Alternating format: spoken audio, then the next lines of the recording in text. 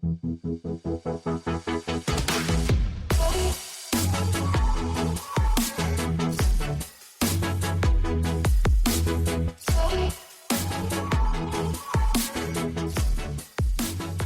up, guys? I am Justin. And I'm Jordan. And welcome to another video game podcast. A podcast where different gamers talk about different games. That's right. And today's going to be a little bit different. We're going to do a mini episode today. We're mixing it up on you. Mixing it up. Mini episode. So it's going to be a 30-minute episode, roughly. You're going to see these pop up every now and again whenever, because Jordan's currently in the process of moving. And so whenever we're kind of we're recording a couple of these just so that way. We're banking them up. We're banking them up. So that way, if there's ever a week where we can't record, I have something in the catalog that I can just pull out. Absolutely. I mean, because I'm going to be spending some time with my son here coming up too, and that's going to be priority number uno. Because I just like I only get a certain amount of time with him, so it's like that's number one for me. Yeah. But anyways, Jordan, the deadbeat dad, everyone. I know, I'm such a piece of shit. He's not a deadbeat dad. He's a very loving father.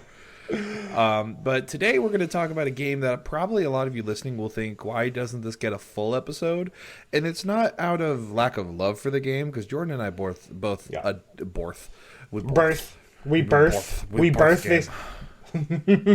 But we adore the game, but it's just sort of, what is there more to say? I think it's just because I never played the old ones either, and so I don't know how I could talk for an hour on end on this. So yeah, I think this would be perfect. You didn't even say what game we're talking about. I know. I'm building the suspense, Justin. Yeah, build that suspense because people already read it in the title. We're talking about Doom today. Yes, Doom. Oh my god, dude. I think Doom is really fun. Don't get me wrong. I also can't shake the feeling that something's missing from the game at the same time. Like when I played the two most recent ones, and they are great. Don't get me wrong. They are really fun. I beat the story and I never went back to them ever again. I think that's okay. Yeah. Which, I mean, yeah, they were great games. Mm-hmm. You know? Yeah. I think a good place to start would be just kind of a brief history of Doom. So there are 3 or 4 what I consider the main games of Doom before we get to the most recent ones that a lot of more people would know right now. There's the original Doom game, which was one of the... It popularized the first-person shooter genre to such a degree where every first-person shooter after that was called a Doom clone. And so every shooter you play now, you have Doom to thank for it. Doom 2 came out. I just want to interject right there. That's wild. I had no idea until we were preparing for this video that that's what kind of spawned first-person shooters. I mean, it was like Wolfenstein was technically number 1. But then after that, it was all the Doom games. I had no idea. No idea. Did you see that recently there's been a huge craze about trying to get Doom to play on various screens that are not normal screens to play on? No, what do you mean? There's been a thing going on where people make Doom run on an ATM or their Tesla screen in their car. The craziest one I saw, no joke, they got Doom to play on a digital pregnancy test. Oh, I think I read an article about this. Oh my god, that's so wild. It is so cool. But it was a huge thing where people are just trying to get Doom to play on different things. That's crazy. Oh my god. But then there was Doom 2, which wasn't a ton different. And then there was Doom 3 many years later. Or sorry, between those two was Doom 64, which was Doom for the N64. That was the first truly 3D one. And then there was Doom 3. Doom 3 got positive reviews, but didn't sell very well because it shifted from this fast-paced run-and-gun shooter to a horror game, pretty much. It still kept a lot of the same gunplay, but it was a lot more like things jumping at you around corners and dark edges and zombies and stuff like that. And so it didn't feel like Doom anymore. And now we finally have a return to form with Doom 2016 followed by Doom Eternal, which is what the two games that we are going to be talking about the most. But we can't really talk about them without appreciating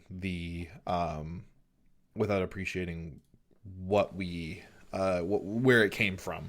Yeah, I like watching stuff about Doom 3, you said. I thought, like, it looked just like the game Dead Space. Like, I thought, like, Dead Space and Doom 3 are, like, mirror images of each other. Incredibly similar. Well, except that Dead Space is a third-person game. Oh, true. I forgot about that. But yes, but, like, I got very Dead Space vibes from watching Doom 3. Yeah, I get that. Yeah. So there is a story, but I don't remember a lot of it. Excuse me.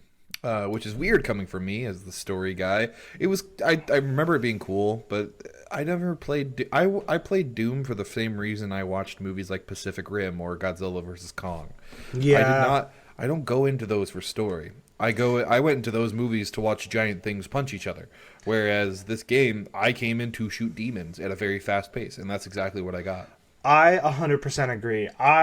There were times when, like, I just didn't understand what I was supposed to be actually doing, and I was just following a waypoint in Doom. And I think for me that might be like the missing key, is that I didn't really understand the story of the two most recent games, like, at all. All I really knew is that I had to kill, like, these three main demons, and when I killed them, then I was done. Like, at least in Doom Eternal. But, I mean, that being said, man, the gameplay is still so fun, right? The gameplay is incredible. The graphics in the most recent games are incredible. I mean, even Riley came down. Riley hates gore. My fiance, she hates gore. Hates it. And she came down and she was like, wow, this game looks really good. And I was like, yeah, right? Like, it's really... Oh, man, the graphics are incredible. Everything works so well with each other. It's just buttery smooth. Yeah. And so Doom had to really find a way to set itself apart from other modern first-person shooters like Call of Duty and Battlefield that are the most popular ones. And they did it. They nailed it. They instead of trying to blend in with them, and they just became their own genre. And I think that that's one thing that's consistent throughout all the Doom games, is that they're trendsetters, minus Doom 3. Because Doom 3 was a little bit more trying to be like other horror games at the time. But they are constantly setting trends. They are the ones making, like, they're setting an example of what other games should be. And I think it's fantastic. They're doing such a good job. And but let's talk about our... Well, I was going to interject real quick. I actually have to say that I disagree there. Like, I think the original 3 games or whatever, they were certainly trendsetters. I do not see Doom 2016 and Doom Eternal being trendsetters. Because I think, granted, again, they are incredible games, but I don't see anybody else trying to do the same things that Doom does. I see a lot more people trying to do the things that COD and Battlefield are doing. Like, I feel like Doom is unique enough in its own right that, like, if someone at this point, like, were to try to, like copy the 2 newest Doom games, people would be like, oh, why wouldn't I just go play Doom? They're better. Yeah, that's what they did. The reason you don't know about the other Doom clones is because you never found them, because they weren't good. There are Doom clones out there. There are people out there that try to follow whatever's popular, whatever's hype. Yeah, and Doom, I guess they just weren't popular then. Doom was the talk of the town for the gaming community for a while. When Doom Eternal was coming out, everyone was hype. And you don't think other smaller game companies tried to hop on that bandwagon and just fell right off? Yeah. I mean, I guess I could see it. Yeah.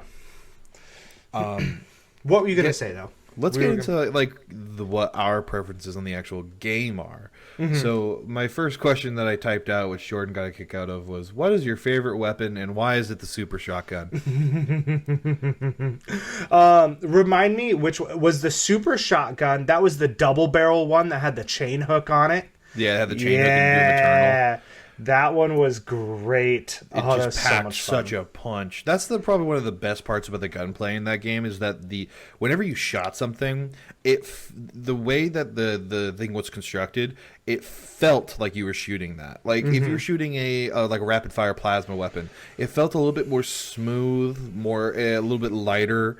And then when you're wielding the super shotgun, which is the most powerful shotgun in the game, it's a double barrel from the original game they keep bringing back, and it feels like you were just wielding a hand cannon, and it blows things apart. And I think that's one of the best things. The guns feel amazing. Yeah, the guns do feel really good when I'm playing Doom. I mean, like, and just the fact that you can have like more than two is great. I'm glad. I'm assuming that that's something that they've always had, where like Look at I'm you, so and used. your COD house. Yeah, I'm so used to COD and Battlefield, where you get a primary weapon, like a shitty secondary weapon, and like that's it. Like that's what you have to run with.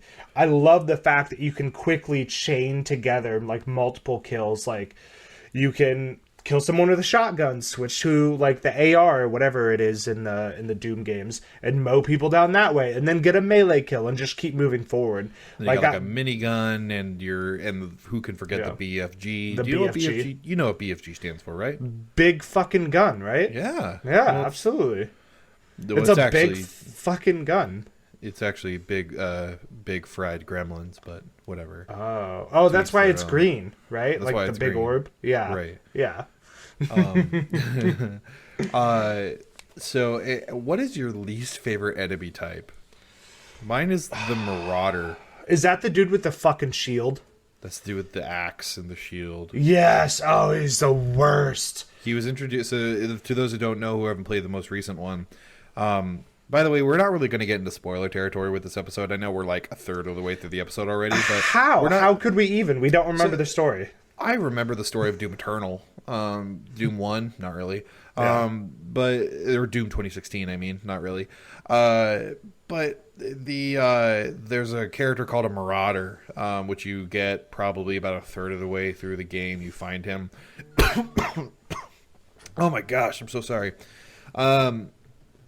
But he is so annoying in that he blocks almost every single thing you do, and he's so fast, and so it's so hard to get an actual hit on him. He doesn't deal a ton of damage, and he doesn't take a lot of damage. He's not a huge tank.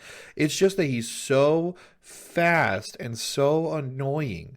He's just doing the giant energy axe and an energy shield. Yeah, the shield is the worst. I burned through so much ammo. I remember, the first time I fought him, it took me 45 minutes. It took me 6 tries to get him down. Oh my god. I remember being so frustrated sometimes and just walking away. I feel like that's a weirdly good part about Doom is that even if you play it on the normal mode, it can be so intense at some points that you have to pause, leave the game, try it again tomorrow. There's not a lot of games that do that. Yeah, anymore. it's definitely it doesn't slow down. That's the thing. Even when you get a second to breathe and you're getting a new weapon or something, you immediately are back to fighting with that weapon. And so it's a game that when you're actually done and you turn off the game, you kind of have to go and kind of take a second because you realize you got to bring man. yourself back together. You're like, oh man, I didn't realize my hand was gripping the mouse that tight, or my hand was gripping the controller that tight. I didn't realize my heart was racing that fast until after you're done. Just because it's so fast paced and so intense all throughout. And I think that I think that that's why we haven't gone back to it. It's because it's a breather in between other games because it's so unique. Mm-hmm. I do think it's fine to be one and done. And one playthrough, you're done. And that's what it was for me, and that's what it was for you. Yeah. And I think it's because it's a break between the regular games that you and I play every day. And once we got through that break, we're like, all right, that was a good vacation. I'll go back to my other stuff. Yeah, absolutely. I 100% agree. 100%. And So I do want us to talk a little bit about like the final question that I put in our chat. This might not be the actual final question. Oh, But... we should do that for the final question. Okay. Yeah. All right. So listen to the end, and you'll know what this question is. Ooh. Okay. Um, Jinx. This is a dumb. There wasn't even a word. I want my soda. I want my soda. Shut up.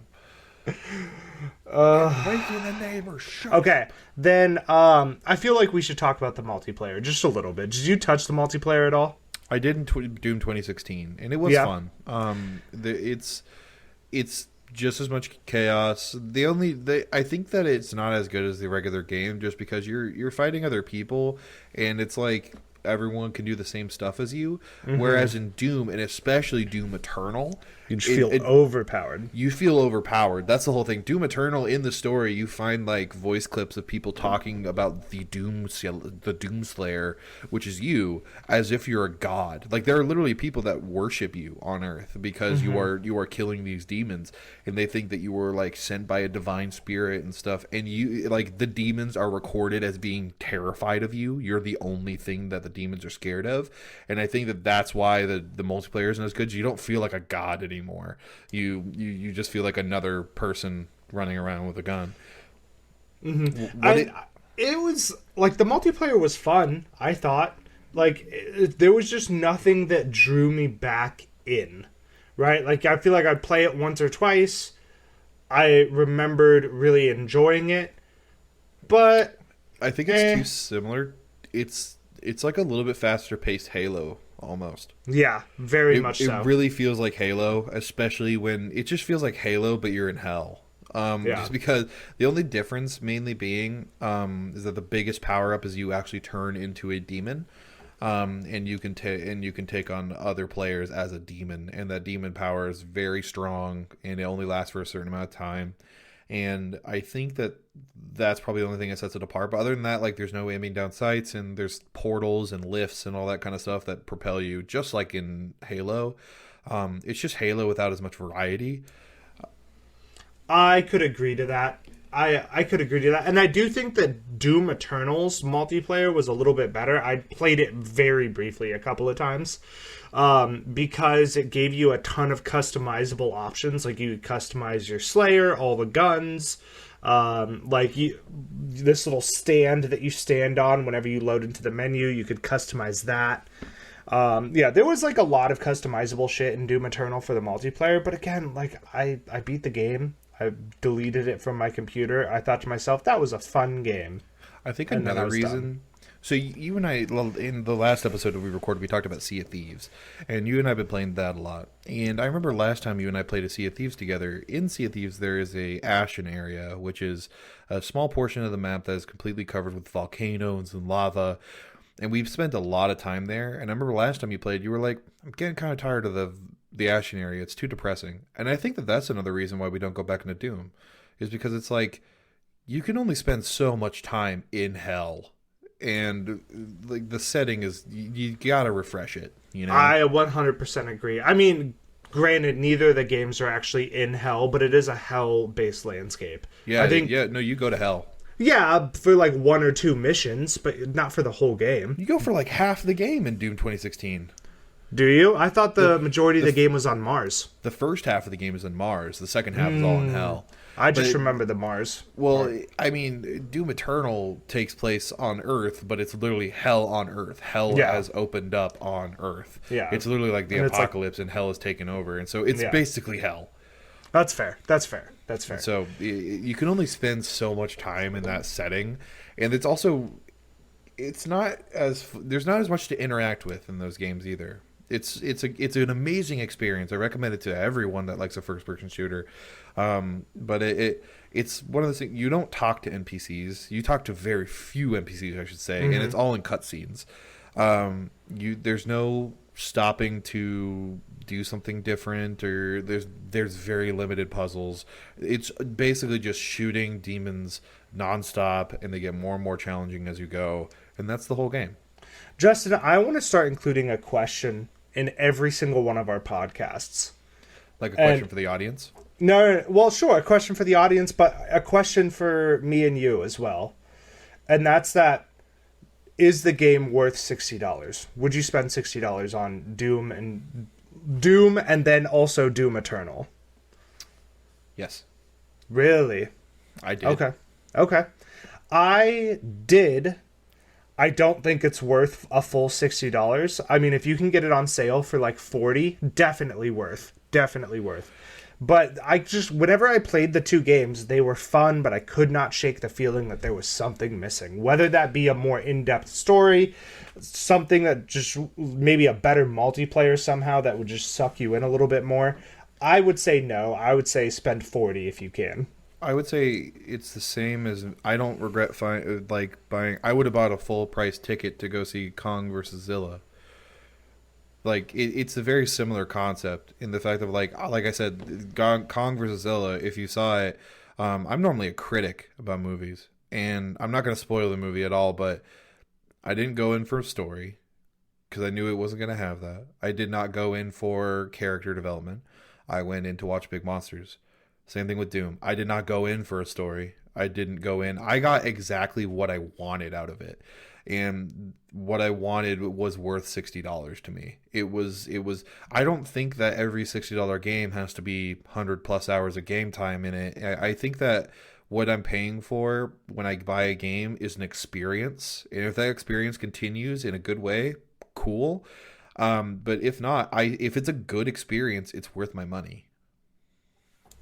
You know, that's fair. I guess if you think of it as like an hour, like $60, but divided by the number of gameplay hours, right? It's way more, like, you're saving way more money as opposed to going to see a movie.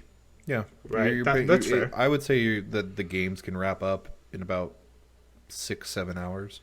Yeah. And you know that I think that that's worth $60 to me. Because it's one of we've been saying. I think that the big thing for me at least was I didn't go back to it.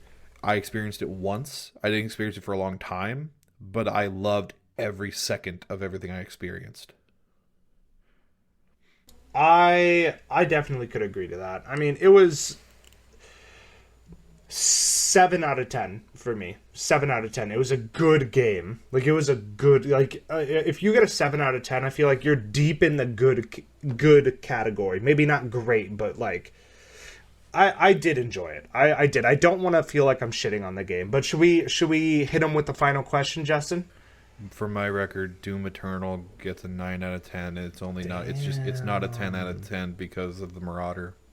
If the Marauder wasn't as dumb as he is, it would have been a 10 out of 10. Oh man, that's funny. But yeah, the final question is, what can Doom do in the future to improve and grow? And I think that is such a difficult question because there's nothing like Doom. Yeah, I know. That's why I wanted to put it in there, because it's so unique. There's nothing else we can really compare it to be like, oh, it should be more like this game to get this out of it. Because I don't think it needs more weapons. I think it's got a great amount of weapons as it is. I think 100% agree. Doesn't need more weapons. I think maybe like with the super weapons, not like the BFG, but like there's the one that you unlock by getting all the doors in Doom Eternal, and I cannot remember which one. I never unlocked that. Never did it was them all. so strong. That gun is great. But I just want to take a moment to point out that Justin is pitting so hard right now. Why you gotta call it out? Yeah, I'm a fat man, and I'm wearing a light gray shirt. Dude, I sweat peeling an orange. Leave me alone. Oh my god, I wish you guys could see what I'm seeing right now. It's glorious. I'm glad you can't. Okay, I'm sorry, what were we talking about? I don't care anymore. This podcast is over. No. Let's try to answer the question. What can Doom do in the future to improve and grow? I don't know. Maybe you can wear deodorant more and lose 50 pounds. Oh my god. Okay. I'm gonna focus back up here. Now that my self-esteem is shot for the day, we can... I'm sorry, Justin. I love you. No, you don't. But Jesus, I don't. It's so difficult to know where to go from here. Mm-hmm. 'Cause it's also really hard to gauge like what's the next big threat. I mean, they literally fought hell on earth, Yeah. and he won, and it's like how do you go up? Like, No, you know, literally go up. He starts fighting in heaven. no, I think that he actually just like kills hell. What if that was the case? Like after saving Earth from hell, he just goes to hell and then destroys hell. Yeah. That'd be nuts. I think, at least for me, what I would like to see out of if there's going to be a next Doom, like another Doom, is just a story that makes a little bit more sense. Like, I don't need to play the game for the story, but there were times when I was playing Doom and I was like, I'm just killing demons here. Like, what is the actual point of what I'm doing right now? I had no idea. Here's the thing: there is a story, and it's very cohesive, and it's actually very good. But you have to look for it. I know. You get codex entrances along the way, and you read them. And I think that that's actually a good model, because you don't want to have someone like me who goes to, the monster movies and stuff. You don't want to have someone like me who plays Doom just for the killing demons to have to sit through exposition and have to sit through story. You want to make it optional. And I think that the only way to really make it optional is to put it in codexes, a little bit more backstory of what's happening. Because like the story is very face value and very dry if you're not reading anything. But if you didn't read along the way, shit. I read a little bit along the way, and the story is actually really good. But I definitely would say that it's tough to do it in a way that pleases everyone. I can see that. But I think that they knew who their target audience was. And maybe it's not exactly what you wanted, but their target audience was people that just want to kill demons. Yeah, I could see that. Damn. I mean, is there anything else that we need to go over, or should we just wrap this one up? Let's wrap it up in a bow. There's been a couple updates. There's been a lot of updates. Justin's been putting in the work, people. He's been putting in the work. So we now have a Facebook page. That's brand new, and that's really cool. So we're now on Twitter and Facebook. Both of the tags are at AVP Casting. Our Facebook page, we're actually going to do a little bit more with. Not only you're going to get updates on our uploads and stuff like that, but you may see me streaming on there as well. We've been playing a lot of Sea of Thieves. If you want to see us play Sea of Thieves, follow us on Facebook. That's where we're going to be streaming it. We also potentially have a couple of collabs coming up with some streamers, which that'll be a lot of fun. Hopefully more guests will be coming. But on Facebook and Twitter, let us know what you want us to talk about. Even if it's a small game that only you like, we'll try to find info and do a mini episode on it. You guys have mainly been listening on Spotify, we noticed. Our Spotify is growing exponentially, and we really appreciate everyone listening there. And if you're not on YouTube, where you reach out in the comments directly, go reach out to us on Twitter and Facebook at AVP Casting, or you can just search our name, Another Video Game Podcast, on Facebook, and you'll be able to reach out to us. I am in control of the Facebook personally. It's connected to my personal account. But on there, you can also find our email. So if you want to email us something, that way both Jordan and I can see it. Go for it. And yeah, anything you want to add? I mean, I think you said it all. I'm really appreciative of everybody who listens, and I love doing this with you, Justin. Yeah, me too, man. Don't forget to follow us, share us. We want to get going with all the algorithms. Smash that bell. Smash the bell. There's a lot of algorithms out there on different things, and that's how people are going to find us. We've already had a few people reach out to us found us on Spotify just by looking up video game podcasts, and we want more people to see that. We want to be one of the top ones on the list when people just look up Spotify or video game podcast on any platform. And so you can help us out with that by commenting to us on YouTube and liking us on YouTube, following us on Spotify and Apple Podcasts. So, support your favorite content creators. I'm always a voucher for that. Yeah, I think we're good there. All right. Bye, everybody. Bye, everyone. You stole my thing. That's my thing. That's what I leave. That's my ending phrase. That means Bye, everyone! kill you. Peace out, everyone.